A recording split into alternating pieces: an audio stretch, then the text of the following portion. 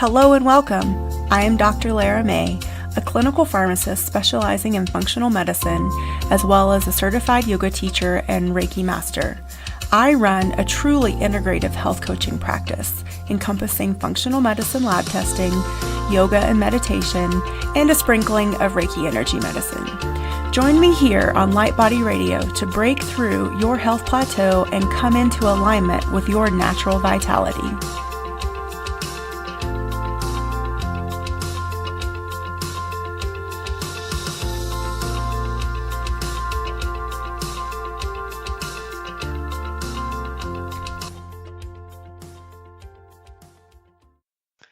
Hello and welcome. My name is Dr. Lara May and I am your host of Light Body Radio.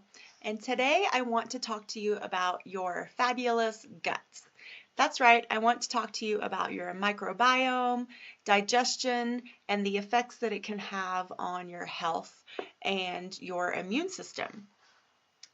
And why would you think? Well, the main reason is because the gut can be the central source of so many of our health problems and ailments that plague us on a daily basis. The gut really is the gateway to your health. And the gut is a complex system that includes every part of your body involved in digestion. It starts in your mouth and includes the esophagus, your stomach, your small and large intestine, your anus, your gallbladder, your liver, your pancreas, your nervous system, your immune system, and the trillions of bacteria that live in your gut, which is the main home of your microbiome, and then elsewhere throughout your body. If any one of these parts of your digestive system goes out of whack, your whole gut and then your whole system suffers as a result. And eventually you'll start to feel various symptoms. If you always feel great after eating, then you probably have a good, healthy gut. If you have 1 to 3 bowel movements per day, if they're solid and well formed, then you probably have a good, healthy gut. If you do not experience gas, bloating, cramps, or pain after eating, then you probably have a healthy gut. If you don't notice undigested food in your stool, you probably most likely have a healthy gut. If you have no need for digestive medications like probiotics, digestive enzymes, or any of the other supplements that I'm going to go over at the end for gut healing, then you probably have a healthy gut. If you do not experience GERD, which is gastroesophageal reflux disease, or otherwise called heartburn, or any other acid reflux symptoms, then you probably have a healthy gut.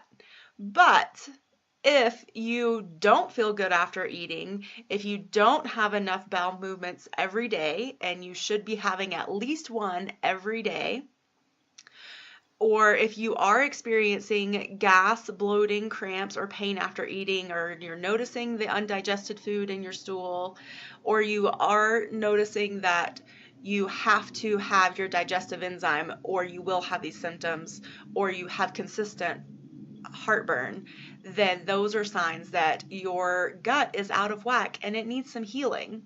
And that's okay, but recognizing where your body needs help is the first step to getting on that healing path.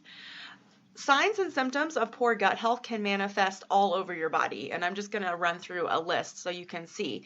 Acne is a sign of poor gut health. ADD and ADHD, anxiety, arthritis, asthma, autoimmune disease, belching, bloating, blood sugar imbalances, cancer, chronic coughing, chronic fatigue, congestion, constipation, which is having fewer than 1 bowel movement per day, depression, diarrhea, difficulty concentrating, dizziness, fatigue, fibromyalgia, frequent illness, headaches, heartburn, hormone imbalance, infertility, insomnia, intestinal spasms, irregular periods, joint pain, low white blood cell count, mood swings, nausea or vomiting, passing more than normal of gas, like all the time, seasonal allergies, skin rashes, which include eczema, hives, and rosacea, stomach pain, stuffy nose or chronically runny nose, thyroid imbalance, weight gain, or inability to lose weight. All of these are signs of poor gut health. So it's really important to take some time and pay attention to how you feel after you're eating, while you're eating, and maybe if there are some certain foods that are triggering you. And I mentioned before, the definition of constipation in the functional medicine world is fewer than 1 bowel movement per day. And if you go to a normal GI doc, like I did when I was, 23, I was diagnosed with irritable bowel syndrome. And my doc told me that as long as I was having at least 1 bowel movement a week, then I technically wasn't constipated. Now, I don't know about you, but anybody that's probably gone longer than just a couple of days starts to feel really uncomfortable if they haven't had a bowel movement. So I think I'm in total agreement with the functional medicine definition of constipation, which is less than 1 movement per day. Some people you're lucky enough to have more than 1 movement per day.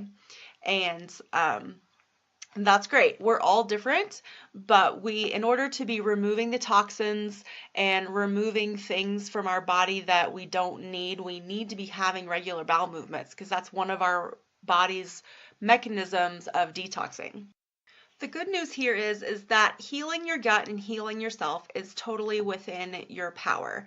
So I want you, if you're feeling powerless or you're feeling like maybe you've been struggling with some of your own digestive symptoms for a really long time, don't worry. There is hope and you can heal yourself.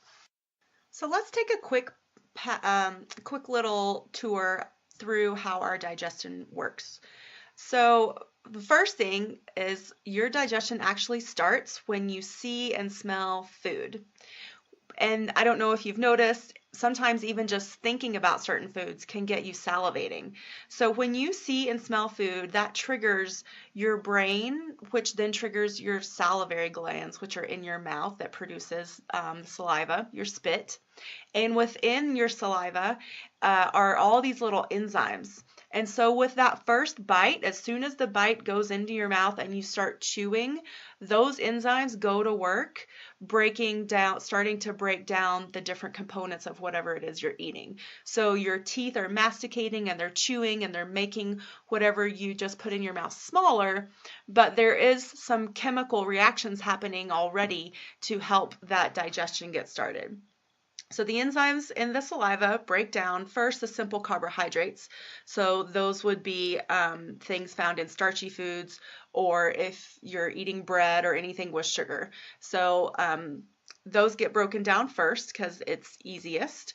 And then the second is you chew your food, you're breaking it down into smaller fragments, you're swallowing, and the food travels down your esophagus into your stomach.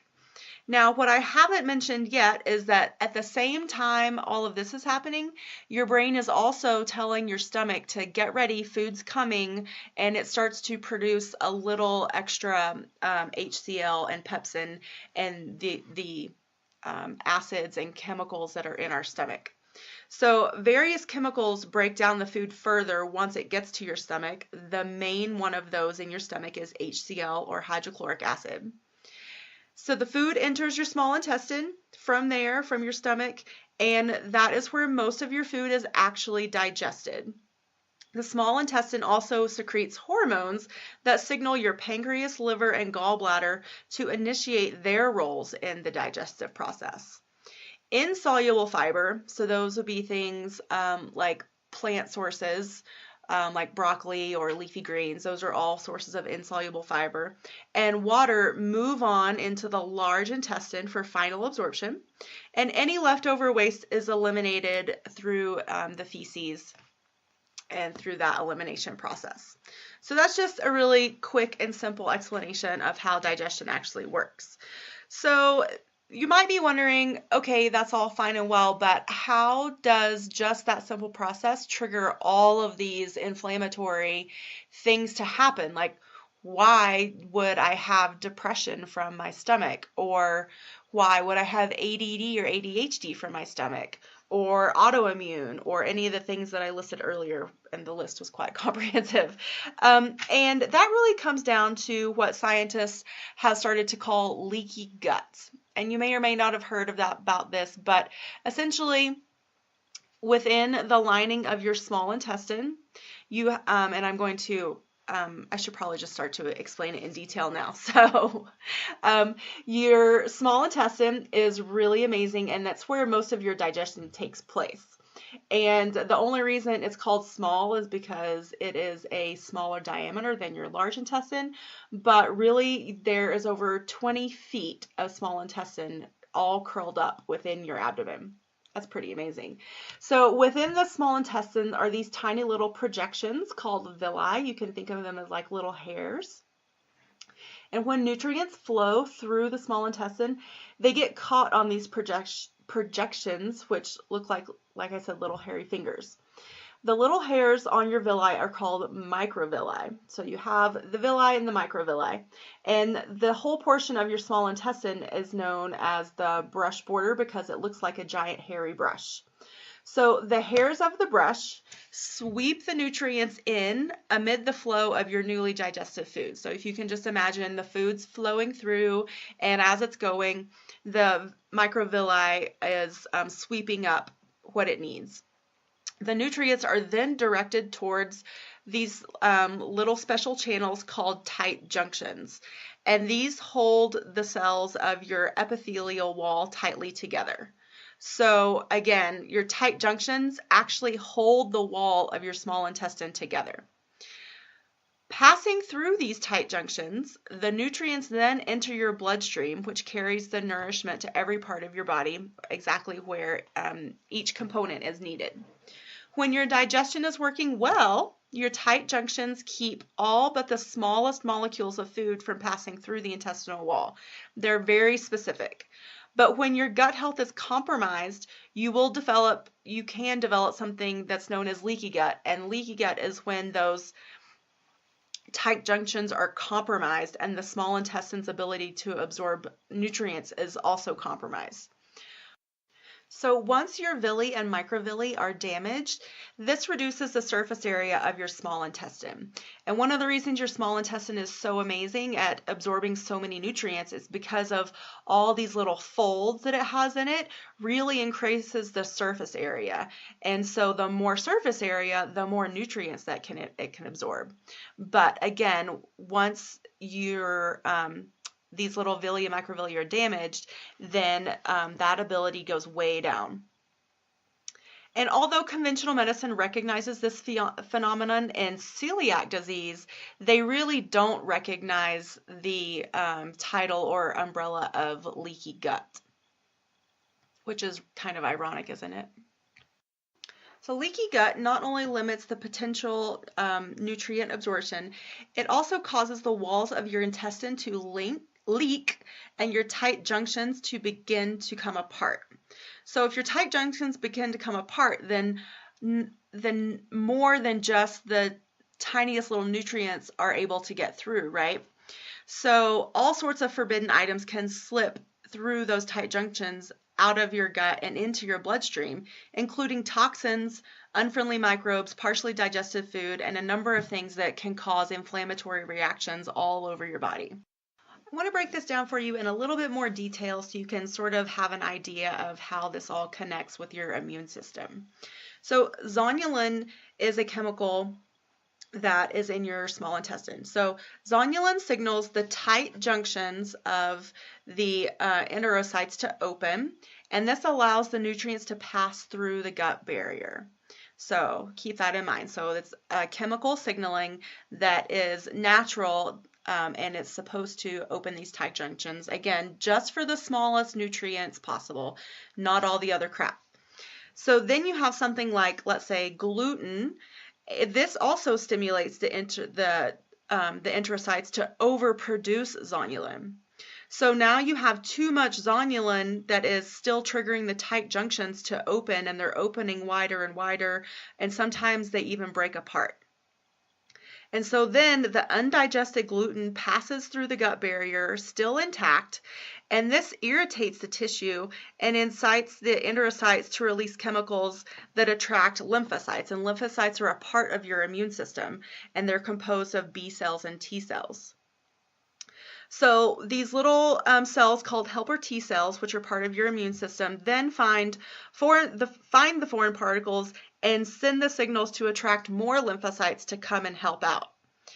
So then the B cells release antibodies that attack and damage the tissue because they see these foreign invaders, and these chemicals attract more and more. So I'll give you a very, very simplified idea of how the immune system works. Usually you have one little trigger, and then what your body does is it sends the cells, these B cells and T cells, to start destroying the invader, and then it keeps sending the cells until it feels like the threat is abated.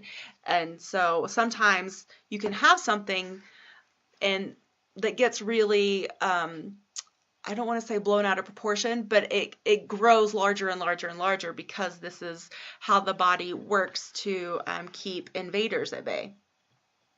So the killer T cells further attack the enterocytes, further weakening the gut lining, increasing intestinal permeability, and causing inflammation. And this can become a really vicious cycle that, as you can see, once those tight junctions are damaged, then all of these bad things that aren't supposed to be in our bloodstream will enter our bloodstream, cause inflammation, and cause what we call more downstream reactions. So what are some things that can cause leaky gut? Well, one main thing are challenging foods and food sensitivities. So what are those? Alcohol, dairy, eggs, gluten, GMO foods, because your body sees those as foreign. They don't recognize GMO foods as natural. Grains and pseudograins, legumes, nightshade vegetables, which include tomatoes, which breaks my heart because I love tomatoes and I still eat them anyway, but I know it's not good for me, and sugar. So all of these things can contribute to leaky gut. If you're fighting cancer and you're going through chemotherapy, this can also contribute to leaky gut. Gut infections and imbalances like parasites, SIBO, which is small intestine bacterial overgrowth, and yeast overgrowth can also contribute. Medications, if you're on acid blocking medications like Pepcid or Zantac, or even the PPIs like Protonix or Nexium or Prilosec, those can definitely alter your gut and cause leaky gut. If you are on chronic antibiotics, or you were, let's say, like as a teenager or an adolescent, maybe you were on antibiotics for your acne, that can definitely screw with your microbiome and cause leaky gut. Birth control pills, which I think is something that's not talked about enough, definitely alters our microbiome and contributes to leaky gut. NSAIDs, which are non-steroidal anti-inflammatory drugs, which include aspirin, ibuprofen, ketoprofen, ketorolac, and diclofenac. Those are the most common ones. If you chronically take those, maybe you're a migraine sufferer, or maybe you have chronic muscle pain or something, those definitely interrupt your gut lining, which contributes to leaky gut. And chronic steroids, so something like prednisone, dexamethasone, those also can lead to leaky gut.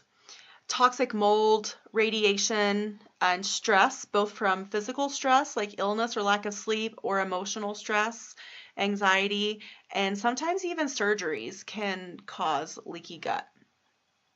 So how do you know if you have leaky gut? If you are suffering from any of the following that I read, and your symptoms are intense or frequent, or intense and frequent, then you most likely want to start exploring a gut healing protocol of some sort. So if you have anxiety, depression, or brain fog, then you definitely want to look at the health of your gut system. Again, if you're already suffering from digestive issues, bloating, constipation, diarrhea, weight loss, or fat malabsorption, if you are having irregular periods, have horrible PMS, or you're perimenopausal, or you're having menopausal symptoms, if you have frequent colds, flus, or infections, joint pain, muscle pain, or any autoimmune disorder, if you have a parasite infection, or you already know you have SIBO, or a candida overgrowth. If you have any nutrient deficiencies like iron deficiency, anemia, or if you've been tested and you know you have some vitamin deficiencies or omega-3 fatty acid deficiency. and if you are starting to have skin eruptions like acne, eczema, or rosacea. All of these are physical manifestations that there is something amiss in your gut and in your microbiome, and you most likely do have leaky gut. So, what do we do next about it? So within functional medicine, we have what we call the 4Rs protocol. And this is a protocol that the founders and practitioners of functional medicine developed in order to help you heal and protect your gut. So the name comes from the 4 key steps. Number 1 is remove, number 2 is restore, number 3 is reinoculate, and number 4 is repair. So step 1, remove the bad actors. You want to remove anything that is disrupting the environment of your GI tract or contributing to your leaky gut. So you will want to remove inflammatory foods, which include gluten, grains, legumes, dairy, sugar, nightshade vegetables, eggs, soy, any processed foods, any additives, and any preservatives. And depending on how bad your situation is, you also want to consider removing alcohol and caffeine and as many medications as safely possible after, obviously, you discuss this with the healthcare practitioner. Any that are likely to be stressing or irritating your gut. Finally, you will also remove intestinal infections such as yeast, parasites, small intestinal bacterial overgrowth, all of which can wreak havoc on your gut. The number 1 food to remove is gluten, and this is not a fad. There is science to back this up. So please, when you hear me say gluten, don't just roll your eyes and just be like, oh, whatever, this is just, fad diet eating. It's really not. The protein found in wheat, rye, and other grains. Gluten appears in pasta, bread, pancakes, waffles, and baked goods. And in a very large opinion of many functional medicine practitioners, is the number 1 health hazard in America because it's so inflammatory. So step 2 is restore the good. So once the bad is out, it's time to bring back the good. In this step, you restore the essential nutrients and the essential ingredients for proper digestion and absorption that might have been depleted by the diet, medications, disease, or aging processes that you were experiencing before. So in this step, we will add back in the digestive enzymes in supplement form to get those balanced out again. Because without these enzymes, you just don't digest your food properly, which leaves your digestive system stressed out and leaves you undernourished. You might also actually need to supplement with HCl, your natural stomach acid. And there are supplements that are HCl designed for gut rebalancing. Because if you don't have enough stomach acid in your stomach, then you're not going to be able to break down the proteins that it's meant to. So think about the acid blockers and the PPIs that are just rampant, and I feel like they're now part of our diet too because so many people suffer from heartburn. And while they are effective for treating your heartburn, what they're doing in the long run is decreasing the amount of stomach acid in your stomach, which is preventing you from digesting your food, which is then preventing you from absorbing the nutrients in your food.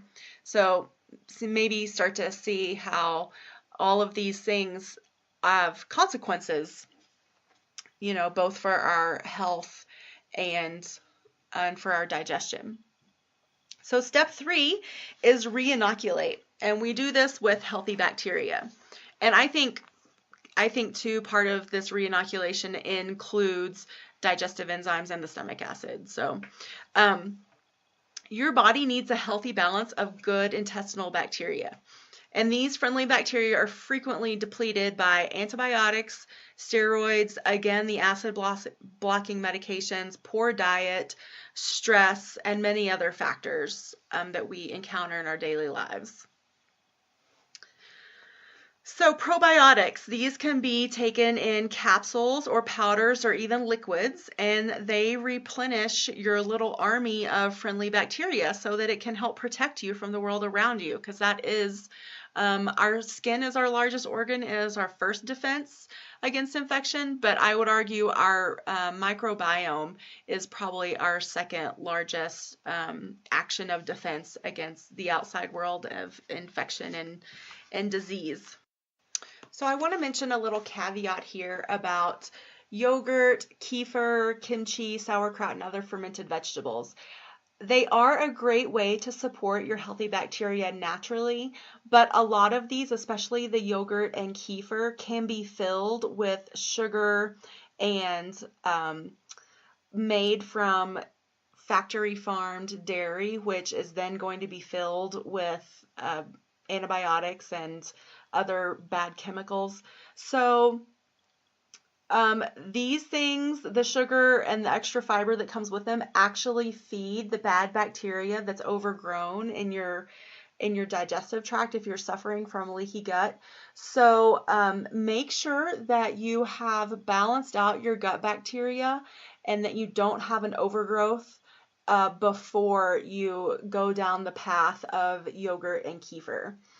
Sauerkraut and pickles and other fermented vegetables, I think those are good because they are vegetables, especially if you're maybe making them yourself from your homegrown garden vegetables, or maybe you're a member of a CSA or some sort of veggie share. Those are great, but again, I would caution about yogurt and kefir just because of the sources can be very unreliable, and you don't want to do more harm than good.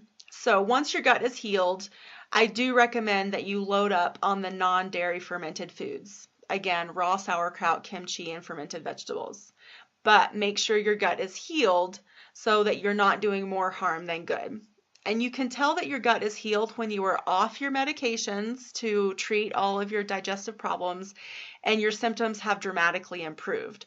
So I also recommend keeping a little journal and writing down what I ate today, how I felt, and it's not to pass judgment or to beat up on yourself, but it really is to track your progress through this healing process once you've decided to start changing things.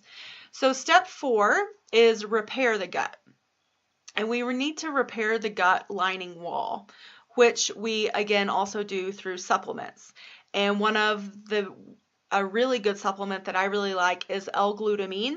It's an amino acid that helps to rejuvenate the gut wall lining. Another one is omega-3 fish oils to help decrease your inflammation. If you have a fish allergy, then you can also get omega-3s through plant sources like hemp, chia, and flax seeds. And in addition, herbs like licorice root and aloe vera help soothe your gut and cool your inflammation, which also allows your gut to heal more quickly. So these are just some of the few things that I use with my clients when we're working through the gut protocol program that I have.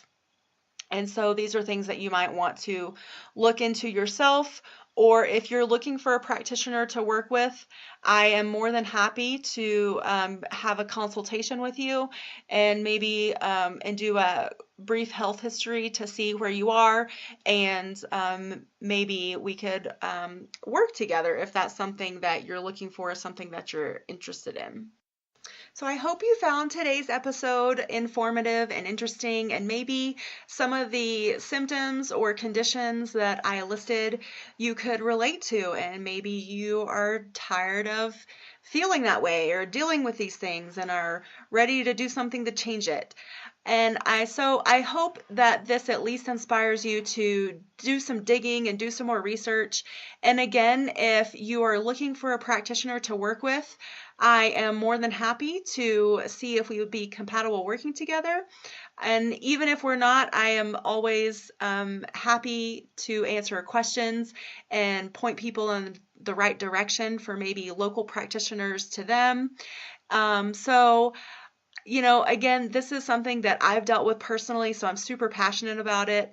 And I know that a lot of people are suffering and battling with this. And, we really don't have to be, with just some simple changes in our choices and some very simple supplementation. And as quick as 30 days, really, you can really see a huge change if you are dedicated to healing and making these changes for yourself. So I hope you have a fantastic next couple weeks, and I will catch you on the flip side for a next episode of Light Body Radio.